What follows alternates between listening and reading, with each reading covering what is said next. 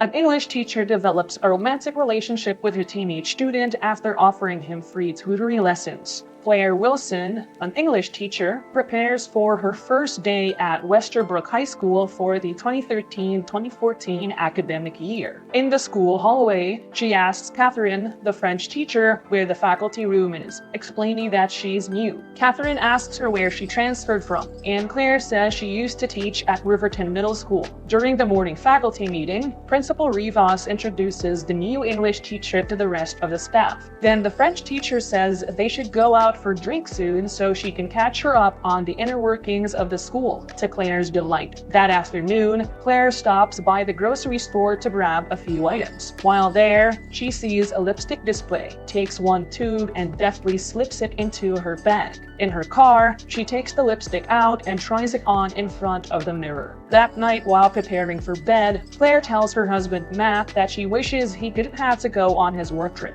He agrees, especially since she is ovulating, and it'd be the ideal time for them to try and conceive. The woman says they can always try again next month. Matt then asks her about her day, and she confesses to stealing the lipstick in the store earlier. He's been used by her actions, but she just brushes it off as a harmless bee. The next day, Claire meets her senior English class for the first time, and friends Eric and Josh are in awe of their beautiful teacher. As she reads aloud Dylan Thomas's poem, "Do Not Go Gentle Into That Good Night," the student curiously stares at the woman. Later, Eric steps into Mr. Castillo's office to inquire about the Travis County Community Scholarship. The older man says him being the soccer team captain and his part-time job at the diner are positives on his pending application, but he'll have to score at least 1,250 on his SATs, so the student promises that he'll work on it. That afternoon during soccer practice, Logan sees Claire getting into her car and asks Eric who the attractive woman is. He says she's their new English teacher, but complains that she assigned a lot of homework for them to do.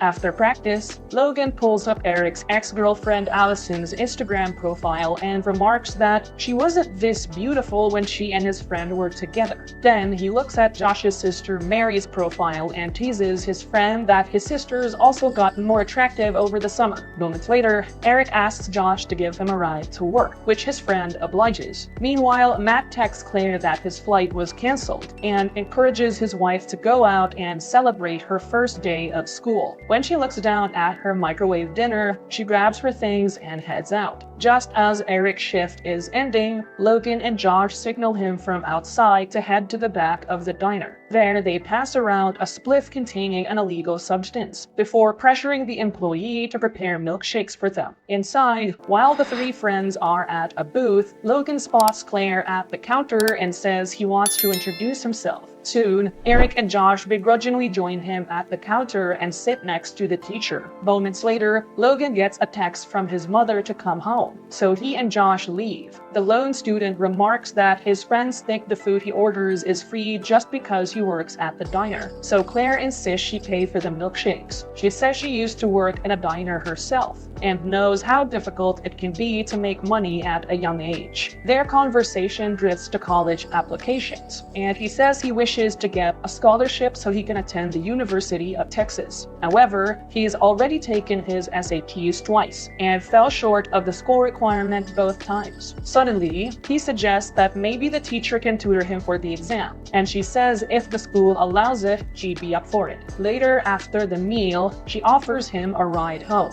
In the car, she mentions that her brother, a cop, lives in the same area that Eric does. Then she plays a Frank Ocean song on the radio, and Eric is surprised that a teacher listens to this type of music, finding her even more interesting. While lying in bed, the teacher checks her phone and sees that Eric sent her a follow request, but she chooses not to accept it. That night, Claire has a dream where she shares an intimate moment with her student in her marital bed. Suddenly, Matt wakes her up and says he was able to catch a late flight to get home. Although he just wishes to go to bed since he's tired from traveling, Claire tells him they should make love so they don't waste her ovulation cycle. That weekend, the woman dresses up to go out, and when Matt asks her where she's headed, she says she's having brunch with Catherine. However, she's actually meeting up with Eric at the diner so they can get started on their first tutoring session. 1 month later, Eric and his friends are at a house party where he ends up making out with his ex-girlfriend Allison. In the middle of the tryst, Logan walks in along with Mary, so Allison tells them to leave and says Mary can do so much better. Soon, the cops arrive to bust the teenagers drinking alcohol and using illegal substances. Eric tries to escape, but the moment he runs out the bedroom door, a cop is already making his way up the stairs. Later, Officer Nate Wilson orders the student to blow into the breathalyzer, aware that a citation from the authorities will look poorly when included in a college scholarship application. He asks the cop if he has a sister who works at Westerbrook High School as a teacher. He begs the officer not to contact his mother and to call Claire instead, because she's been tutoring him for several weeks now. Moments later, Claire receives a call from her brother who fills her in on the details of her student's predicament. The woman asks him to just let this one indiscretion slide as a favor for her and says she'll be there as soon as possible to pick Eric up. So she tells Matt that one of her students is in trouble and she has to head out to help him. Meanwhile, Eric sits at the curb next to Allison, who wonders how he's so lucky not to get a citation. Then her father arrives to pick her up. Later, Nate takes the student over to Claire's car, and the woman thanks her brother for doing her a favor. After the cop leaves, she admonishes the student for making poor decisions and he apologizes. She asserts that he should never tell anyone about what happened tonight, including her brother bailing him out and Claire driving him a ride home, since it could result in Nate losing his job. When he calls her Miss Wilson, she tells him that he doesn't need to be so formal when they aren't in school, and that he can just call her Claire. The next morning, Eric prepares for his tutoring session at the diner later that day. As he is getting ready, his brother Phil calls on him and says there's a lady at the door. To his surprise, he finds Claire standing outside and invites her in. She says that he wasn't answering any of her calls, so she decided to head to his house to see if he was okay. The woman proposes that instead of doing their usual SAT prep, she'd like to take him somewhere else for the day. So Eric takes his younger brothers Phil and Devin to the neighbors before the pair can head out. In the car, he asks the teacher where she's taking him, jokingly adding that he feels like he's being kidnapped. Claire reveals that she's taking him to the University of Texas, or UT,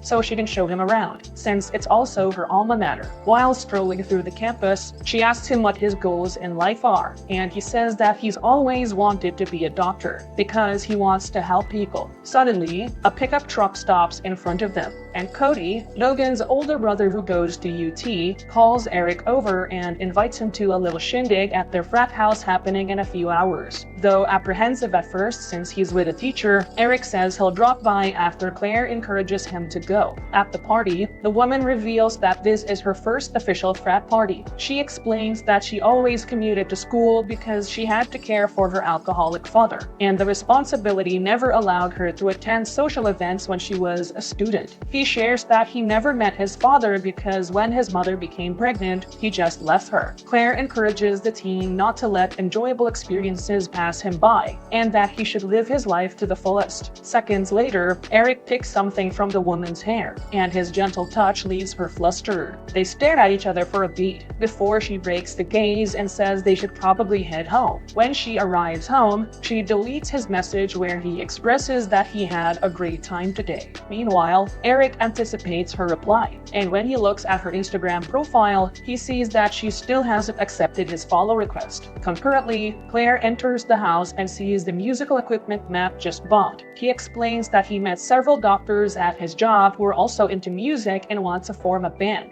The woman is irate that he spent money from their savings on something he never consulted her on. He argues that the money he used was from his grandfather's bonds, but she counters that they were supposed to use it on something useful. Hurt, Matt says he's always loved music and feels that she isn't supportive. So to end their argument, she walks away. At home, Eric tells his mother Sandy that his teacher took him to UT for the day to show him around, which delights the older woman. That night, while Matt is asleep, his wife takes her phone and finally accepts her student's follow request. The next day, Josh learns that neither Logan nor Eric are getting detention for what happened at the party, to his dismay. Then Eric realizes that he can now view Claire's profile. He smiles, prompting his friend to ask what he finds so delightful. Unfortunately, the bell rings, cutting their conversation short. Moments later, while standing by his locker, the student spots the woman standing outside a classroom. He opens up her profile and sees that she posted a picture of a tower in UT,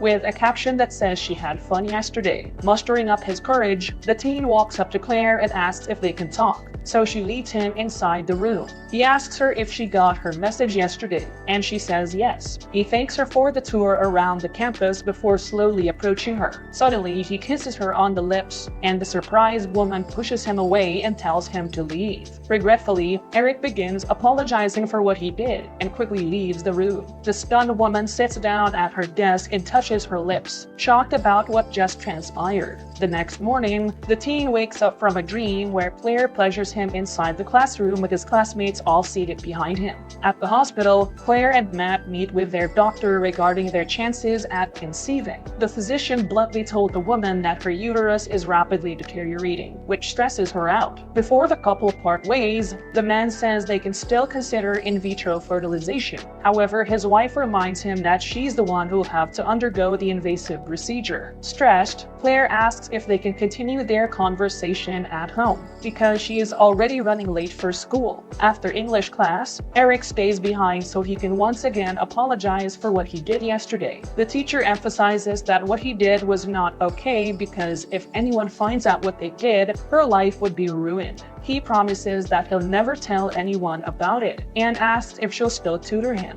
Appalled, Claire says she won't do it anymore and that it isn't her problem that he can't find anyone else. The student begs her to reconsider, citing that he can't afford the SAT prep courses that his classmates are able to attend. Sympathetic, Claire relents, but only if he promises that he won't do anything like that again. At soccer practice, Logan asks Eric if he's going to homecoming. The student hasn't made up his mind yet because he doesn't know who he's taking anyway. His friend encourages him to go, especially since he got several hotel rooms for the after party. Josh thinks he should just take Allison since everyone knows they're just going to get back together anyway. Later at the gymnasium, Claire and Catherine are helping the students decorate the space for the homecoming dance. Then she sees Eric asking Allison to the event, which she accepts, clearly bothering the teacher.